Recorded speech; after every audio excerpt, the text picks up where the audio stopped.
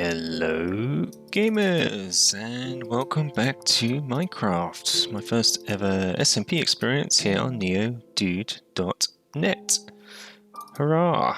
So we are back again after another successful episode. Last time we built some stables, we fixed our villager breeder, we built a new furnace array, and we went to go visit some friends as well and see what other people are doing on the server, which is great fun. So, today, what are we going to do today? So, one of the things I had on my mind is farms. We're missing a load of stuff that I don't have in this world yet that would be super helpful to get.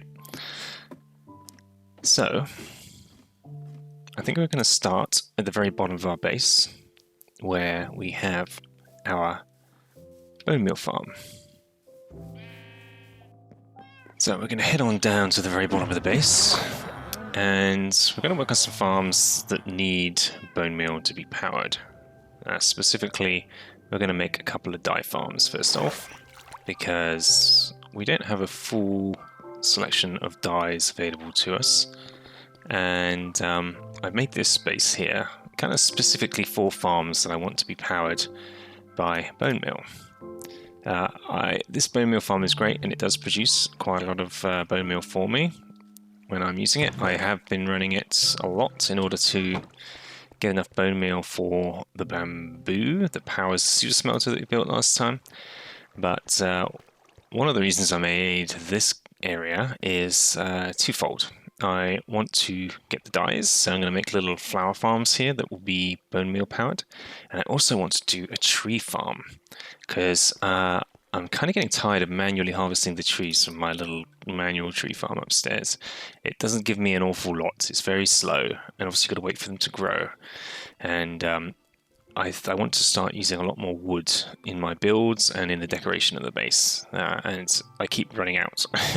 And so I'm going to build those farms today. That's the plan. So I'm going to start off with the flower farms, because they're pretty straightforward. They're not very complicated at all. So what we need is dispensers, we need sticky pistons and observers, and some redstone and some levers. Okay, all these flower farms are basically a dispenser that will fire into dirt that will sit here with the flower on, and then we need an observer, two observers in fact. One goes here, the other one goes here. Then you have a sticky piston that will push this one like that. That's basically it. Then you need to flick this on with a lever. When we do, we make a clock. It just makes this fire pretty continuously until you turn it off again. That's pretty much flower farm. And we do that with the flower in front. We turn it on and we just stand here harvesting the flower continuously as it grows. It only works with the multi-block flowers, the taller ones. So we get the major dyes from this, which I think is red and pink and yellow, one of the purples I think, and from that we can mix with other dyes. So from the Bonemeal we can get white dye, and we get green dye from the cactus, which is over there, and of course we get blue dye from lapis. So I'm going to build a couple of these. I'm going to make a remote switch for this so I don't have to walk around the back to turn it on, because nobody wants to do that. We want the switch to be here, right in the front. And just put up a bit of remote redstone to get to the back, and then we're going to get some dirt, which I forgot to bring down, and start planting seeds and then make this look pretty. So give me a few minutes and I'll make one of these look great. Okay, the remote redstone is in. It's super simple. The switch here activates this line of redstone, which in turn turns off this torch. So it's on by default, and we leave the switch on in order to turn it off, and when we're ready, obviously that deactivates the redstone, turning the torch back on. Simples. And then just to demo this, let's do it with sunflowers.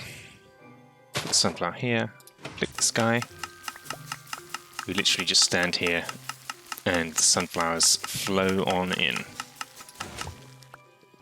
And then obviously we go to a crafting table and convert all of that to yellow dye. Boom, there we go. Stack and a half yellow dye, just like that. So I'm going to make a couple of these, and then we're going to decorate. Okay, that's 4 of these guys all lined up. Let's seed them with their various flowers. There we go.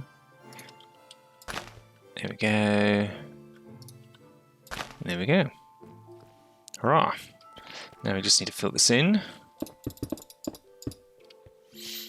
So we'll go get some decorations and make this guy look a little prettier.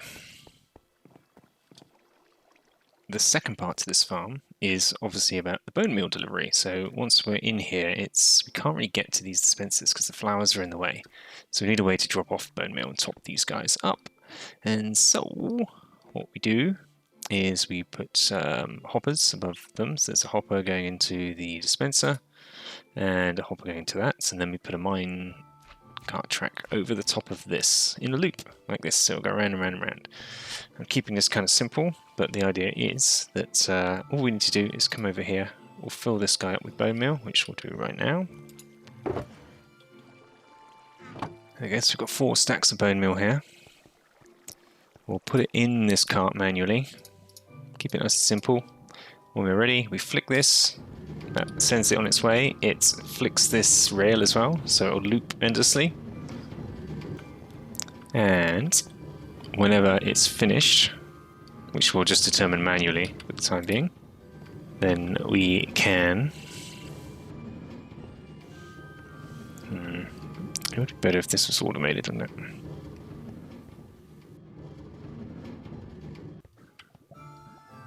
Now I've got 2 choices here. I can just manually, when I'm ready, I'll turn this off. And this will do its last round and come on down and dock. And then got to do it manually, or I could try and do something automated here, which I think would be better using a detector rail. So I would fill this guy up. When he's full, he goes off and distributes what he's got. And when he's empty, then he comes back on his own and stops. I think that's going to be a much better thing, because otherwise I've got to fill it up, activate it, manually check when it's finished, and yeah, that's no good. So we'll put in an extra circuit here to do something a little bit smart. So I have finished up now making a system, a rail cart delivery system, whereby we just load bone meal up in here. As soon as it's all transferred into the rail cart goes off on its route and delivers it to the dispensers. And when it has finished, it will return itself back over there automatically. So we've got the dispensers at the front here, hopper going into the top of that and a hopper in the back of that. So as the rail cart passes over, these hoppers pull the bone meal out and put it into the dispenser. It goes round in a circuit, and every time it passes this detector rail, it sends off a pulse here, which temporarily turns off this light. So if there's something in here, the pulse will happen. This lamp torch will get turned off. This rail cart will flick, so it enables the cart to go on its journey around and around. If there's nothing in there, nothing happens, and this stays flicked in this direction, and the rail cart will just return to base. And then over here, we have the chest for loading, which just goes straight into a hopper. Off of the hopper, we detect if there's anything in there. If it is, it tries to pulse. This turns off, this pulses this and tries to move this redstone block. But it can't, because when this goes off, this is powered, pushing this out, okay? And only then when it empties do we get a pulse back, and that pulse will unpower this piston just enough time to let it go on its way. So let me demo this. We'll do 1, 2, 3, 4 bits of bone meal, so it will just go around once. They go in. When it's all left the hopper, the rail cart goes on its way. drops off the 4 things, we'll see this will not get activated, it'll just return. Okay, let's do a few more. Let's let it go around 3 times. So we want 3 pieces in each, 12 in total. In they go. Let's watch this. That piston fired. It's going to empty any second. When it does, we get a pulse, then pulse this back and set it on its way. Now, there's stuff in it as it goes past here. Turns this on, flicks the rail. Turns that on, flicks the rail. And it will continue to do that as long as there's stuff in it. That was the last time, so it went around 3 times, dropped everything off and returned. Wonderful. It's about as simple as I could think to make that. It turned out a little bit bigger than I thought. I had to make the room bigger to fit it in, but it's cool. It works. That's what's important, and I'm happy with that. So I'm going to finish off the decoration here, encase this whole thing in, and put in a nice mechanism for us to walk up to the top here to get to this chest where we would put in our bone meal to feed the system. But for the time being, I'm just going to dump a couple of stacks in, let it do its thing, and get to decorating. Keeping kind of relatively open concept here, just wanted to sort of contain it in a little bit and give ourselves a nice easy access to this chest. But we want to keep it kind of open and easy to see everything that's going on in here in case we need to get into it. So I even made some little windows around the outside here. It depends what we do with the rest of this space and the rest of this room in general. Like, because this thing kind of butts right up against the back wall as it is and is tucked in the corner. But I have more plans for down here, so that might not be the case forever. But for now, this sort of open concept thing works pretty well. And we're all stocked up, so now we can come down here and we can start getting our plants. Easy as that. Sit back, soak it up. I'm gonna get a stack of each, and then we'll go and turn that all into dice. There we go. Without doing anything at all, we've got a stack of rose bushes, peonies, lilacs, and sunflowers. That'll give us a whole bunch of dyes: magenta dye, yellow dye, red dye, and pink dye. So we've converted those dyes. We have 2 stacks of pink, 2 stacks of red, 2 stacks of magenta, 2 stacks of yellow. And we can see we can already make orange dye from that, from mixing the yellow and the red. So we'll do that immediately. I'll get a stack of that. Okay, now we have some orange. The other thing we need is green, which we'll get over here. So we'll just do all of this. Take as much cactus as we can carry and stick this in our brand new super smelter.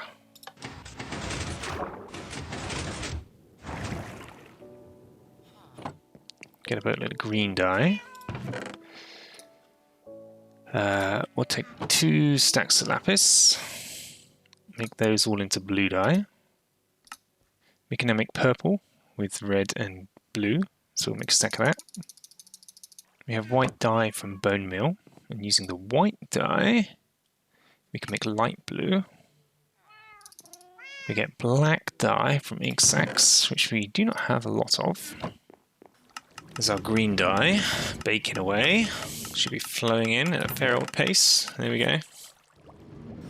It's looking good. So that pretty much covers all the bases. We have green. Let's just take 2 stacks of that in hand. With green and white, we can make lime. So we'll do that. There we go. And cyan, of course, green and blue. And with that, we have most of the dyes. We have black and white, we have light grey, we have blue, light blue, cyan, green, lime, yellow, orange, red, pink, magenta, and purple. Now, we're missing grey, which we can make a couple of here, but we shall quickly run low on materials, because it requires a lot of black dye. And I think that's every colour. Brown is the one we're missing. Brown, of course. Brown dye. I think I already have some here. Yeah, I made some from the cocoa. There we go. So that's the full complement. 16 colours of dyes. Every one of these is sustainable now. I need to go make a cocoa bean farm downstairs as well, actually, with my the one I just created. I'll extend that. But black dye is the only thing that's not sustainable. All of these others now we can get as much as we want from the flowers, from cactus, lapis. We need to get from. This is the thing we need for blue, but we have a fair amount of lapis. We're not really enchanting anymore, and we can always go mining for lapis. I think we can even buy lapis in the auction house shop. Squid ink is the thing we're missing. Squid ink is the key to black dye, which is the key to grey, which is the key to light grey. So we're going to go make ourselves a squid farm. And I think we're also going to do that at the bottom of our world here, in the bottom of our base, down with the dyes. So that's the next thing on our list. Grey Dog's just got in touch. He says he's got something to give me. So we're just going to TP accepts Grey Dog. Boom. Hey man, how you doing? Copper? Copper? Copper? I love copper. Oh my goodness. Oh my goodness. It just keeps coming. So that's fun. We just took Grey Dog on a little tour of the base. He wanted to come and have a look around, so that was fun. And Axel just turned up as well. I think he's going to do the same over there. So that was nice to see him. Okay, Dr. Cass has got in touch. Wants a little bit of help with something. So we're going to... He's asked me to teleport over. So we're going to do that right now, or she. They've asked me to teleport over. Boom. Oh wow, we're on top of the nether. Whoa. Hey Dr. Cass. What are you building here? Looks like you're building a super highway, a ice road. Oh, funny. Dr. Cass is building an ice road through the nether here, but this is my claim apparently, and only I can build on it. So I need to build it. I need to build it for them. There we go. Finished it for you. Okay, so he's got a raid farm. Excellent. See you, Dr. Cass. Glad I could help.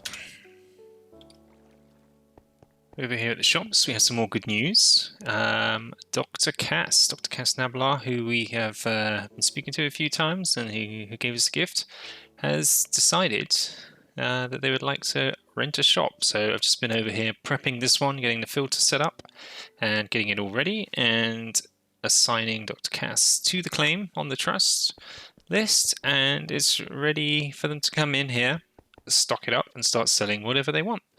Now they told me they had built a raid farm, which is impressive, and that raid farm obviously generates totems of undying. They want to sell those here, so that's going to be pretty cool. I hope that works out, and I hope they're able to make a good amount of diamonds from it. So we'll send all the instructions over and look forward to seeing Dr. Cass over here selling their wares. So Dr. Cass has just arrived. Got to show them the shop. So follow me. We come around the back. Go down here. So Dr. Cass has come, whoa, with a lot of shulkers. Wow. Wow. There we go. Dr. Cass is all set up. They've put an absolute boatload of totems in there. And it's all set up, ready to go. I've just been her as the first customer. I got a totem. Look at that. Beautiful. Cool. We're going to leave Dr. Cass to it. Yeah, they've all set up. Everything's working, and I think we're in a good place. So hopefully they start selling a lot of totems. That's going to be great. We'll come back and see how well they've done later.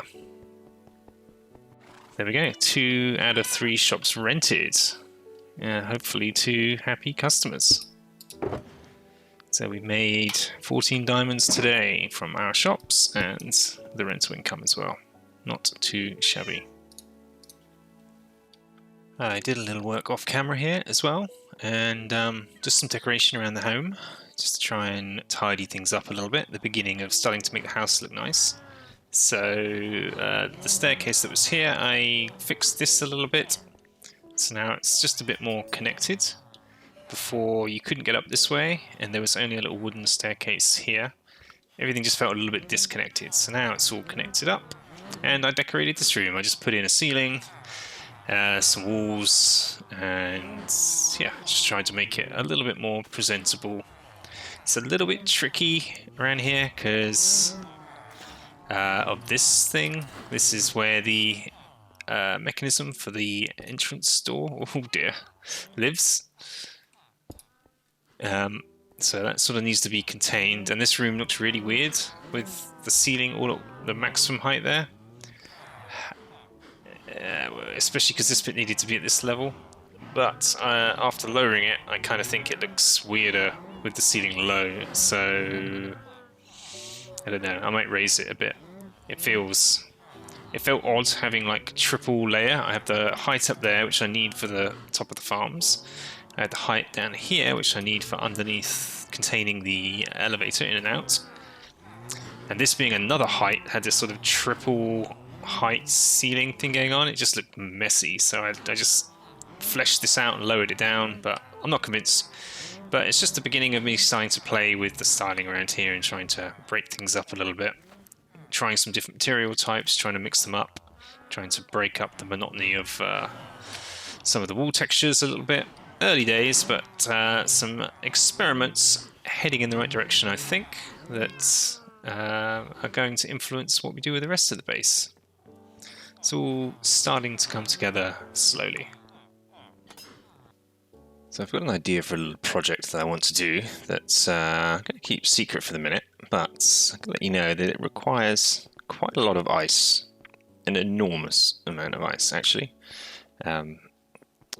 So I didn't know where to find any, so I just reached out on the server, and ASART1 directed me to this ice biome, which is relatively near where they live. I haven't found their place. Is it over there?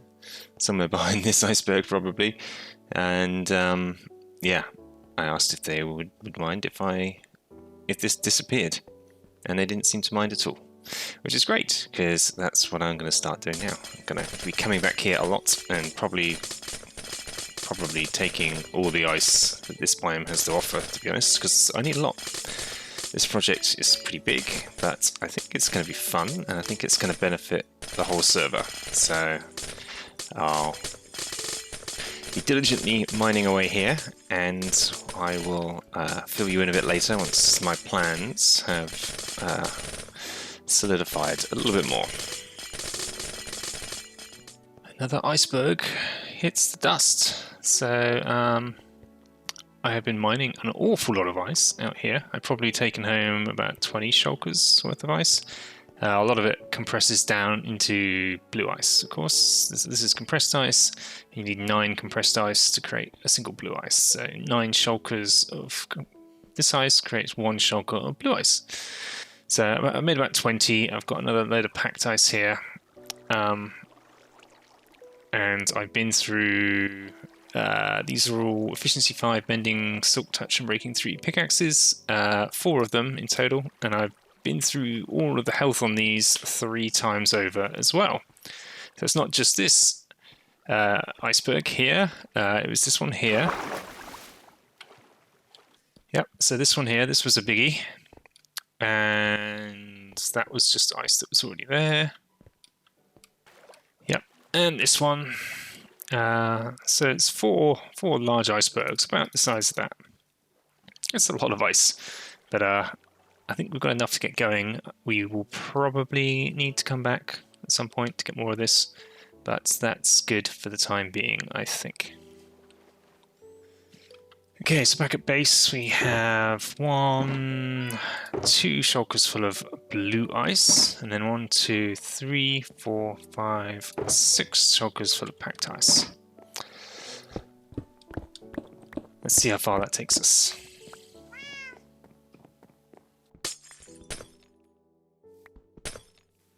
And so, down comes the pumpkin. Halloween has passed. This is only ever meant to be temporary. And I need the space for what I want to do next.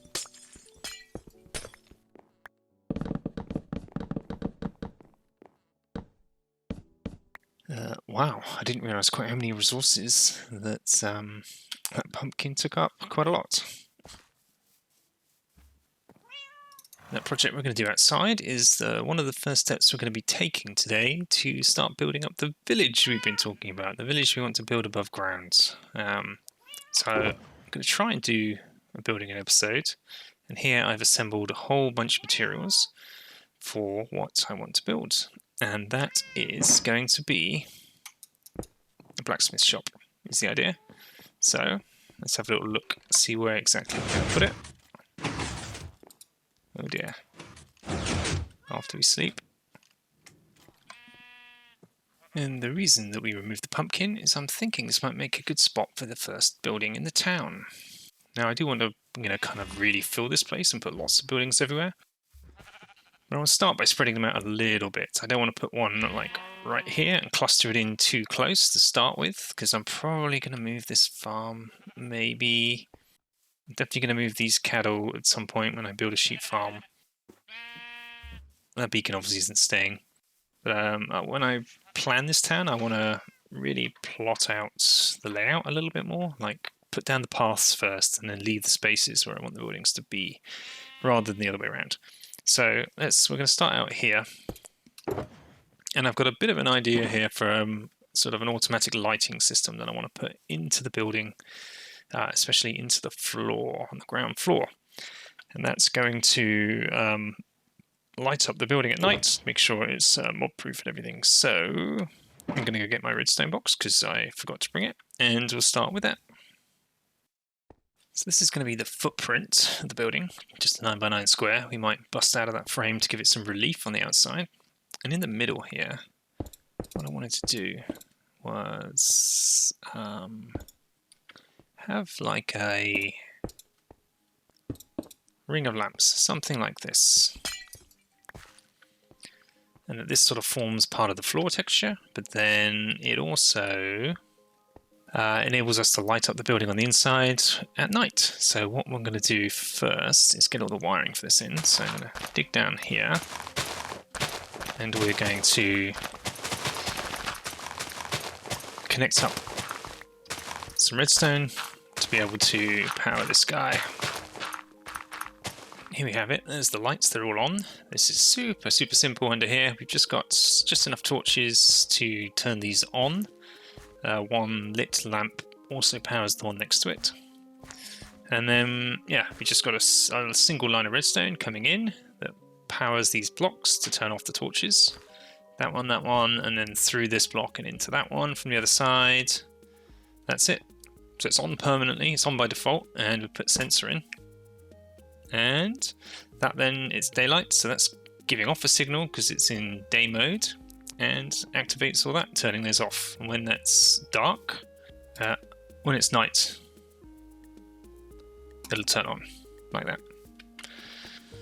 Simples. So now we can get to building this thing the way we want. I did record the whole thing using replay mods to try and do like a really fancy time-lapse thing like I like to do. Unfortunately, the recording failed and it was unable to recover it. So we're just left with the first-person view here. Hope you enjoy. I really enjoyed building this one.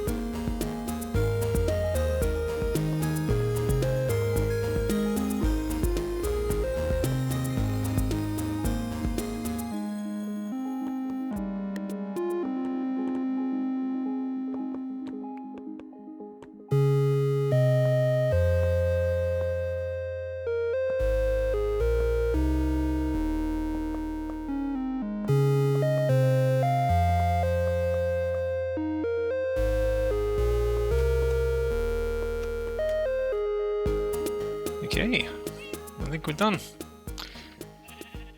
Pretty different type of build. Tried pushing myself a little here with materials and just mixing things up a little bit, trying to get a nice mix of color, shape, form, trying to maintain the theme of it feeling a little bit sort of industrial, using lots of metal on the outside here, a bit of iron, a bit of copper for our blacksmith.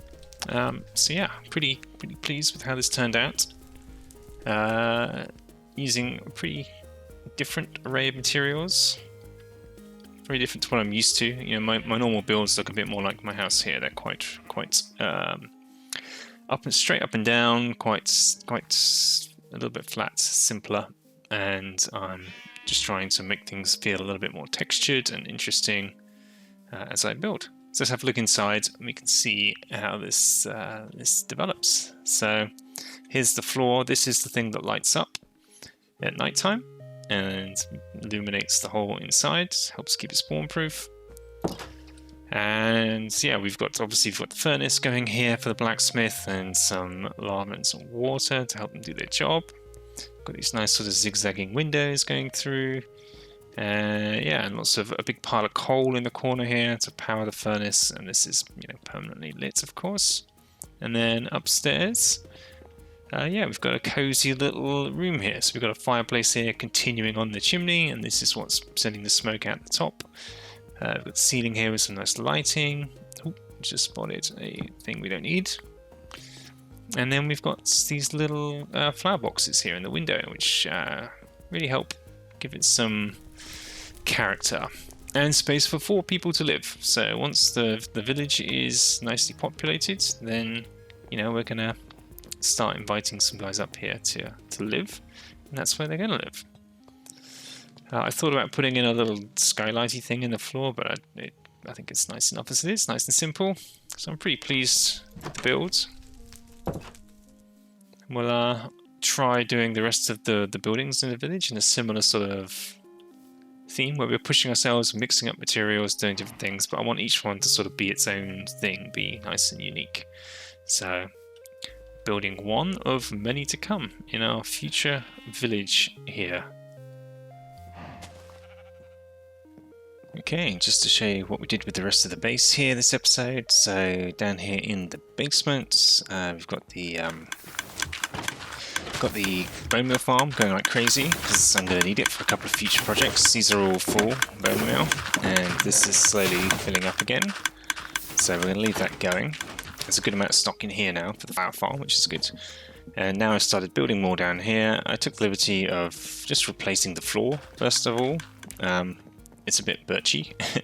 We need to do something else with it and break up the texture a little, but it's a start and it looks a little tidier, and it forced me to tidy up some other things. Around here there was a big wall I took out, and I added an extra staircase to get down here, and I moved the access to the mine, which is now here. And we did a few things upstairs as well. Continued with the styling and the tidying up. So I've kind of got around the issue of the walls looking a bit plain and the ceiling looking a bit odd. I think it was just because it was a bit more of a monotonous texture. So I've just gone for this sort of underground, overgrown feel. So we've introduced some plants. I was kind of inspired by this single bit of bamboo in a pot I left here, and it kind of brought some green to the area that I really enjoyed. And I just kept adding more. And so here we are. We've carefully placed a whole bunch of leaves and vines and things, and been using string in places to stop the vines growing too far and too fast. And yeah, I think it looks great, and just slowly starting to introduce a bit more of this, replacing more floors with wood wherever it makes sense to do so, and just going for this sort of abandoned, secret, underground, overgrown base fill, and it blends nicely with the leaves and stuff that I used in the farmer's market here, so it all starting to come together really nicely. So I'm liking the direction this is starting to head. A lot more work to do. We didn't get very far. I've kind of stopped the floor here. I want to do something with this tunnel to the iron farm over here, but yeah, all for another time, I think, because I think we're about out of time for this episode.